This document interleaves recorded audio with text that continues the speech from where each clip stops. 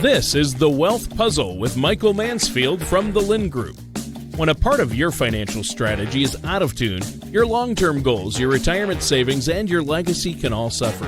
With many years of experience in the financial industry, Michael provides his clients and prospects with the information they need regarding Social Security, retirement income planning, wealth management, and much more. Listen in as we address your financial concerns and provide helpful solutions to put you on the path to achieving your retirement goals. And now, here is The Wealth Puzzle with Michael Mansfield.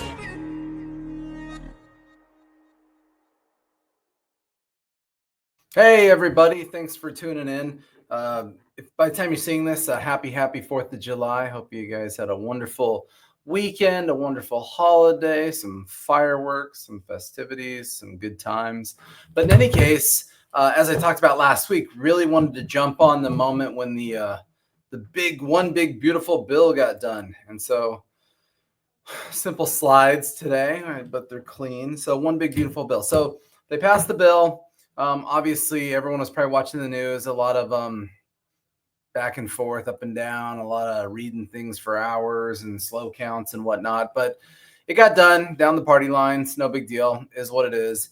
And so wanted to touch on some of these obvious things that can be tangible and helpful for all of you, just so you understand what's going on. So number one, I think a lot of the confusion that came from the bill, at least as a end user of watching the information, was this wasn't really about making new tax cuts. There are some tax cuts in there that I'll touch on, but it was about renewing tax cuts that were from 2017 that were expiring.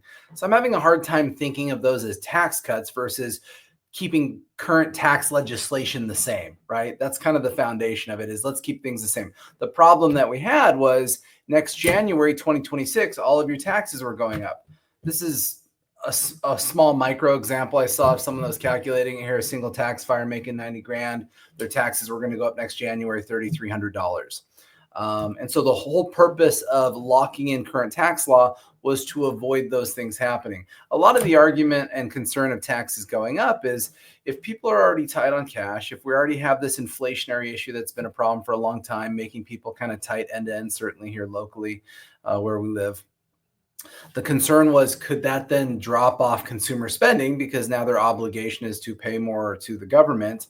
Consumer spending makes up 70% of our GDP. So that drop off of even a mild amount of consumer spending all of a sudden makes our GDP go down, which net ironically makes our federal tax revenue go down too. So that was a big component of it.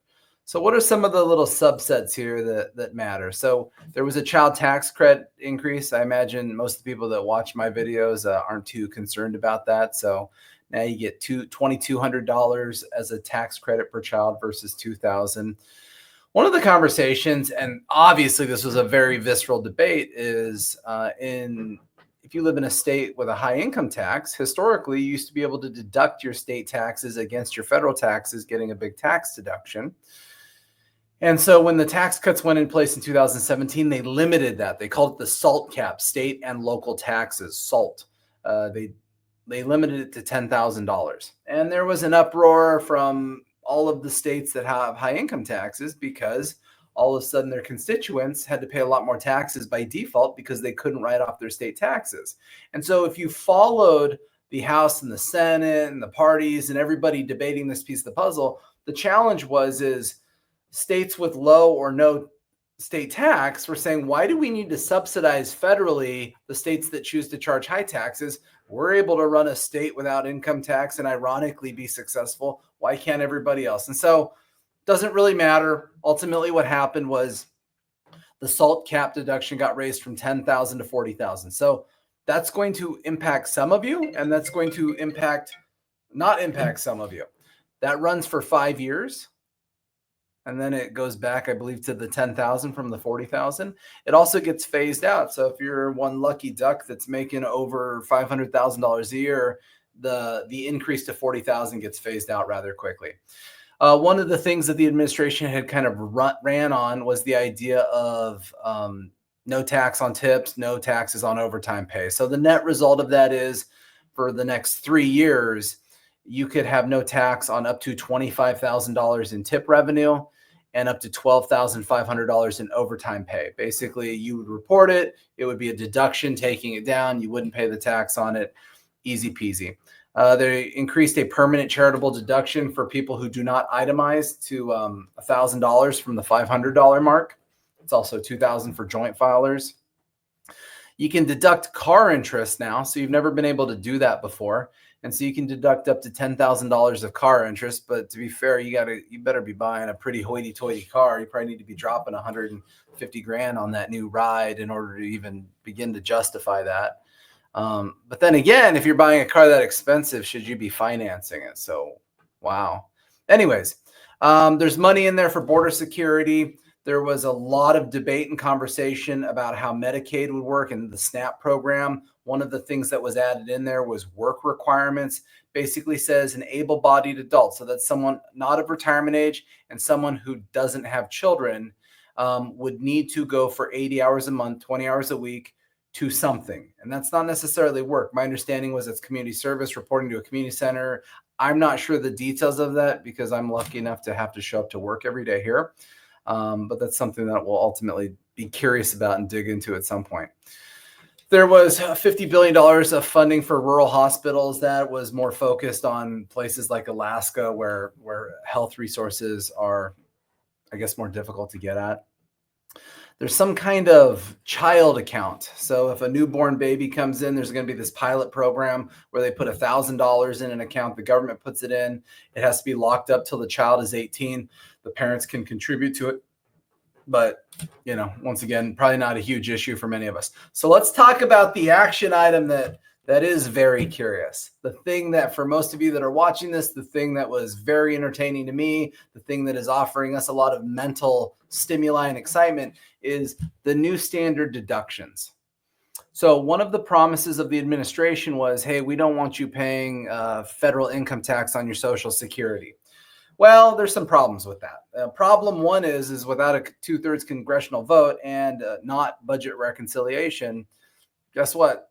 You can't remove federal taxation off of Social Security. So the workaround was, why don't they look at people 65 and older, so Social Security age, and why don't they increase their standard deduction to statistically absorb any tax liability for the, let's say, 95% of people that are on Social Security won't have to pay any taxes. If you're in upper income thresholds, you're still going to have tax exposure, but that's its own issue.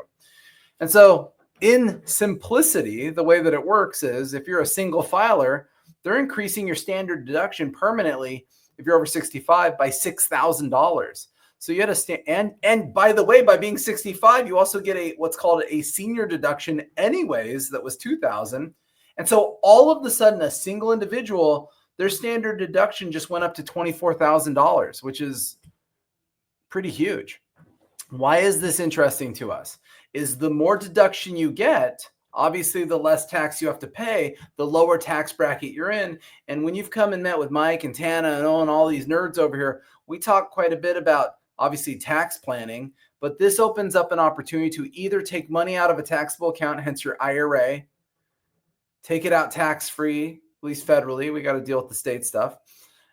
And what do we do with it? Well, it's tax-free. You put it in there to save on taxes. It's grown taxable. It's taxable when it comes out. But if you take it out against your standard deduction, you don't pay any federal tax on that money. We could roll that money into a Roth IRA where it's now growing tax-free. Take it a step further. You're a married couple. Your new standard deduction is now about $47,000. This is like mind-blowing how much this has gone up because it doubled in 2017. They're now tacking on another $12,000. They're saying it's permanent. And because you're over 65, you still get your senior deduction, which is $3,200. So that is a pretty massive base standard deduction, which is really cool. Once again, so much planning opportunity. The one thing I would say as we think about planning opportunities is a lot of this stuff can get blown up, right? The next administration comes in. All of this was a party line vote. All of this was budget reconciliation. It doesn't stop the next group of people from doing the same thing in a different way. And so what you've all just been handed is at least 3 years of really favorable taxes where tax brackets are low, tax brackets are understandable. you should all look at this as an opportunity. This is an opportunity to maybe be a little patriotic, pay some tax, rejigger your accounts, because every time I ask anybody if they think taxes are going to be higher in 15 years from now, I've never met a person that says they're going down. And so if you think taxes are going up someday, then this is a golden opportunity to say, wow, I have 3 years of tax planning with these favorable rates. Let's take advantage of this. So anyways, obviously more to come on this, but was excited to give the updates on the One Big Beautiful Bill. And like I said, I hope everyone had a wonderful 4th of July and their summers are going well and it's beautiful outside. And so as usual, I sit here for a second trying to find my outro video, and everyone have a great day.